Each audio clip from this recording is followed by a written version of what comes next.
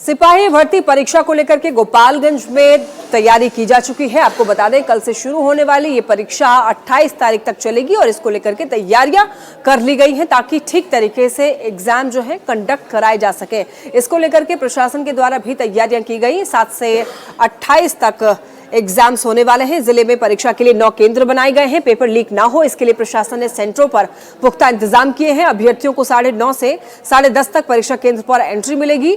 दोपहर 12 से 2 बजे तक परीक्षा चलेगी। 2 घंटे तक चलने वाली परीक्षा को लेकर सभी केंद्रों पर सीसीटीवी के जरिए सख्ती से निगरानी की जा रही है। सेंटर से ज्यादा जानकारी दे रहे हैं संवाददाता गोविंद कुमार। भर्ती परीक्षा का आयोजन कल से शुरू होना है और गोपालगंज में भी परीक्षा के लिए 9 केंद्र बनाए गए हैं और आज तमाम केंद्रों पर परीक्षार्थी जो है वो धीरे धीरे पहुंच रहे हैं और लेकिन परीक्षा जो है कल से होना है और कल परीक्षा प्रथम पाली में होगी। परीक्षार्थियों को सुबह के 9:30 बजे से 10:30 बजे तक पहुंचना होगा और ऐसे में परीक्षा को लेकर जो प्रशासनिक स्तर पर तैयारियां हैं वो तेज़ हो गई है। गोपालगंज में कुल 9 केंद्र बनाए गए हैं। इसमें वीएम इंटर कॉलेज, इसके अलावा डीएवी +2 विद्यालय, शाहूजन बालक विद्यालय और Shiv Pratap school, Mukhiram +2 school, MM Urdu +2 school, SS Balika +2 school, तमाम ऐसे जो परीक्षा केंद्र हैं इन्हें केंद्र बनाया गया है। गोपालगंज के डीएम मोहम्मद मकसूद आलम को जिला कोऑर्डिनेटर बनाया गया है। डीएम का यह कहना है कि परीक्षा शांतिपूर्ण और कदाचार मुक्त कराई जाएगी। परीक्षा को लेकर सभी केंद्रों पर सीसीटीवी के साथ साथ जैमर लगाने के लिए भी तैयारी चल रही है। गोविंद कुमार, न्यूज़ 18 गोपालगंज।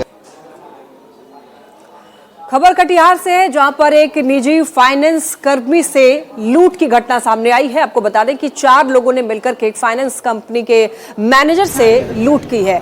बताते चले आपको, पुलिस ने बताया कि एक दर्जी, एक दुकानदार और एक नाई ने इस घटना को अंजाम दिया है।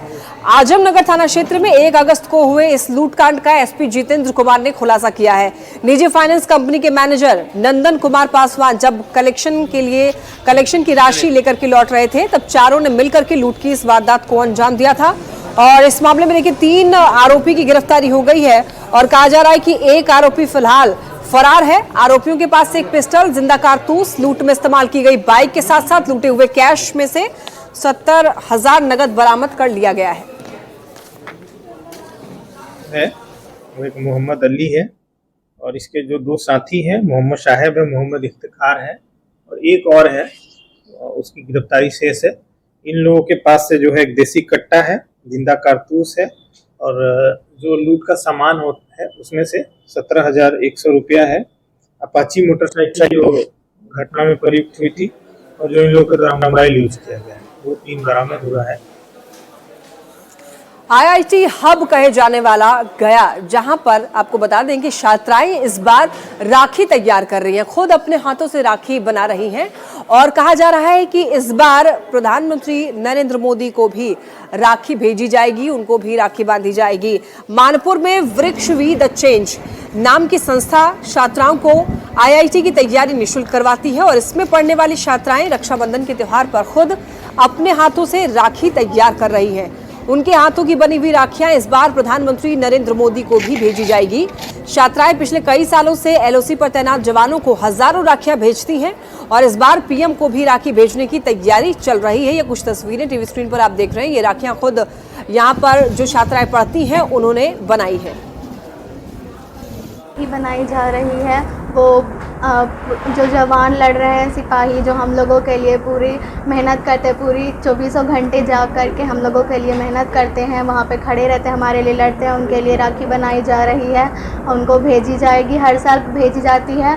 5 सालों से ये राखी भेजी जा रही है उन लोगों के लिए और इस बार हमारे प्रधानमंत्री जो कि हमारे लिए, लड़कियों के लिए खास करके और महिलाओं के लिए जो इतनी चीज़ें कर रहे हैं हम लोगों के लिए, उनके लिए भी राखी भेजी जाएगी। सर पे तैनात हमारे भाई हैं, उनके लिए रक्षाबंधन के लिए एक छोटा सा गिफ्ट है।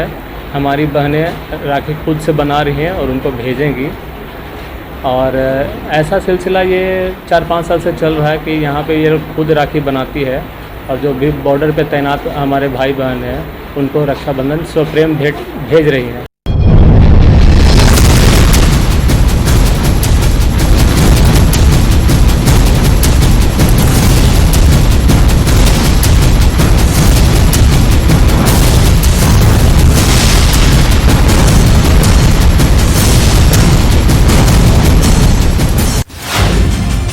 बारिश के बाद उफान पर नदियां,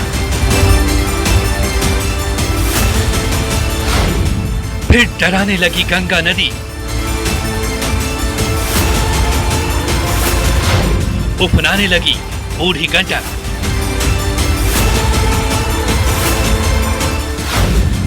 सोन और पुनपुन का विकराल रूप।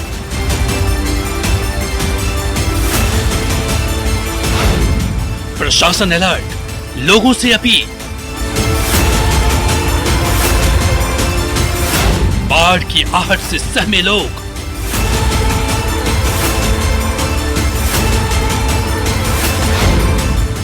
बारिश के बाद बाढ़ की आहट।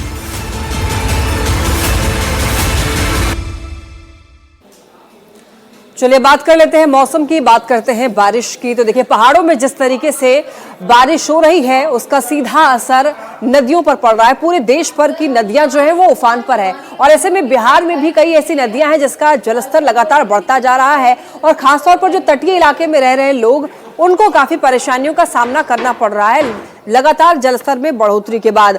तो सोन, फल्गु और पुनपुन जैसी नदियों का जलस्तर लगातार बढ़ रहा है जिसकी वजह से तटीय इलाके के लोगों को काफी परेशानी हो रही है। गंगा नदी का जलस्तर बढ़ने से नदी का पानी घाट के किनारे तक पहुंच चुका है। बाढ़ जैसे हालात हो गए हैं। प्रशासन ने गंगा नदी में नावों के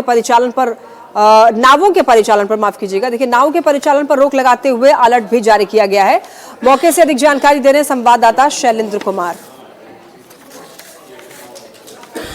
पहाड़ों में हो रही बारिश के कारण देश भर की नदियां उफान पर हैं। बिहार में भी कुछ यही हाल है। कई नदियों में बाढ़ की स्थिति बनी हुई है। गंगा नदी की हम तस्वीर दिखा रहे हैं कि किस तरीके से गंगा नदी के जलस्तर में भी लगातार वृद्धि हो रही है। खतरे के निशान से ऊपर फिलहाल गंगा नदी बह रही है और देखिए गंगा नदी में तेज धार हम दिखा रहे हैं कि किस तरीके से ये जनार्दन घाट की तस्वीर है जहां पर पानी तकरीबन यहां से कल तक 20 से 30 फुट घाट से दूर थी, लेकिन आज देखिए जो जलस्तर है वो एक तरीके से कहा जा सकता है कि पूरे घाट पर गंगा नदी का पानी जो है वो पहुंच चुका है। इसके साथ ही साथ यदि हम बात कर लें पुनपुन की, फल्गु, दरधा और सोन नदी की, तो इन नदियों में बाढ़ के कारण लोगों को काफी परेशानियों का सामना करना पड़ रहा है। खास करके यदि सोन नदी की हम बात कर लें, जो कि सोन नदी भी गंगा नदी में ही आके मिलता है, तो ऐसे परिस्थिति में जो गंगा का जो जलस्तर है वो लगातार बढ़ते जा रहा है। गंगा नदी का जलस्तर बढ़ चुका है और सरकार ने और जल संसाधन विभाग ने इसको लेकर अलर्ट भी जारी किया है। और तस्वीर हम पटना की दिखा रहे हैं कि किस तरीके से घाट तक जो पानी है वो पहुंच चुका है। कैमरा पर्सन मनीष उनेजा के साथ शैलेंद्र, न्यूज़ 18 पटना। पटना में एक फिल्म एक सूरत है मेरी आंखों में, इस प्रीमियम में पहुंचे डिप्टी सीएम विजय सिन्हा, आपको बता दें, और कहा है साथ ही साथ